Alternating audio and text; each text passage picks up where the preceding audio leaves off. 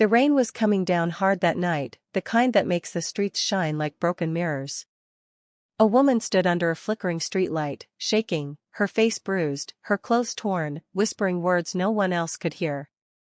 She looked up at a passing car and said through tears, "I thought I'd die tonight." Inside that car was a man who believed he'd already seen everything life could throw at him.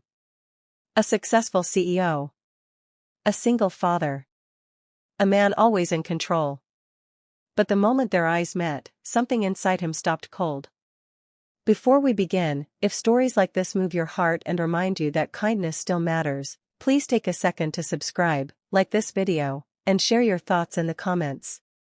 You're watching Heartfelt Moments, a place where real emotions and real kindness come to life. David Miller was known in his city as a powerhouse. At 42, he ran a fast-growing logistics company, lived in a modern glass condo, and drove home late most nights.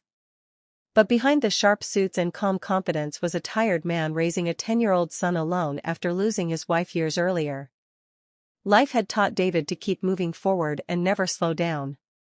That night, he was driving home after another exhausting day, his mind filled with deadlines and school schedules. He almost didn't see her. Almost. But something made him tap the brakes. Maybe it was the way she hugged herself in the cold. Maybe it was the fear in her eyes. He rolled down his window just a little. "Are you okay?" he asked, already expecting her to say yes so he could drive on. She shook her head. Her voice barely worked. "Please. I don't have anyone. I thought I'd die tonight."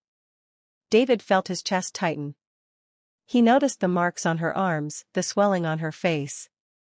He glanced around, unsure. The city suddenly felt dangerous. He had a son waiting at home. He had responsibilities. He had reasons to drive away. But he didn't. "My name is David," he said softly. "What's yours?" "Emily," she whispered. Emily had escaped an abusive situation just an hour earlier. She'd run with nothing but the clothes on her body. Her phone was broken. Her family lived states away. She didn't even know where she was going. She just knew she couldn't go back. David parked the car. He stepped out into the rain, took off his coat, and gently held it open for her. "You're not alone anymore," he said. "Let me help." Those words broke her. She collapsed into sobs, the kind that come from holding in pain for too long. David stood there, awkward and unsure, but he stayed. He didn't rush her. He didn't ask questions. He just let her cry. He drove her to a nearby hospital. He waited while doctors checked her injuries. He made calls, not to lawyers or business partners, but to shelters, counselors, and emergency services. For the first time in years, his phone was used for something that had nothing to do with money.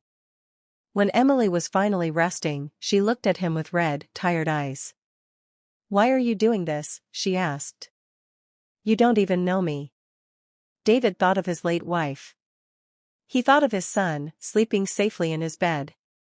He swallowed hard. "Because someone once helped me when I felt like I couldn't survive," he said. "And because no one deserves to be treated like this." Emily was placed in a safe shelter that night.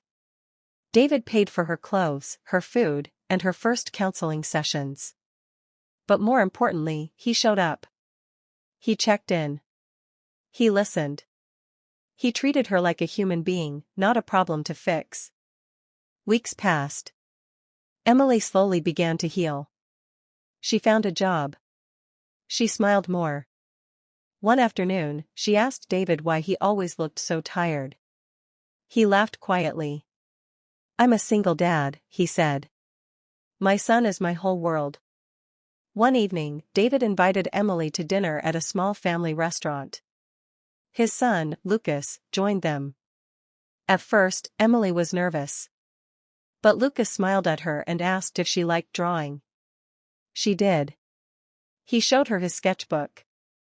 Watching them laugh, David felt something shift inside him. He realized kindness didn't just change Emily's life. It was changing his too.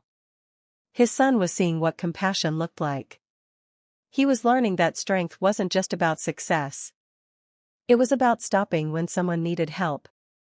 Months later, Emily stood in a small community center, sharing her story with other women.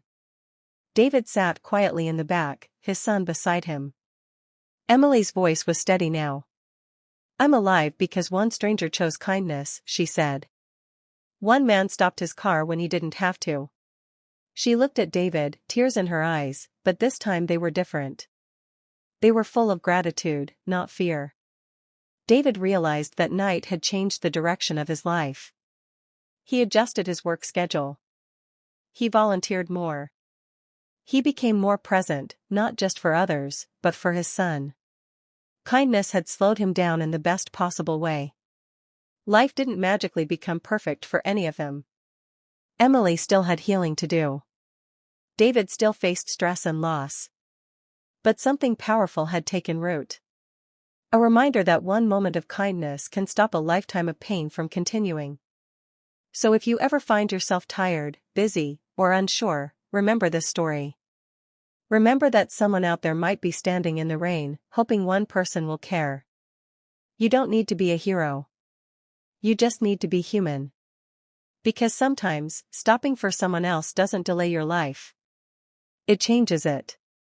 And that's the true power of kindness.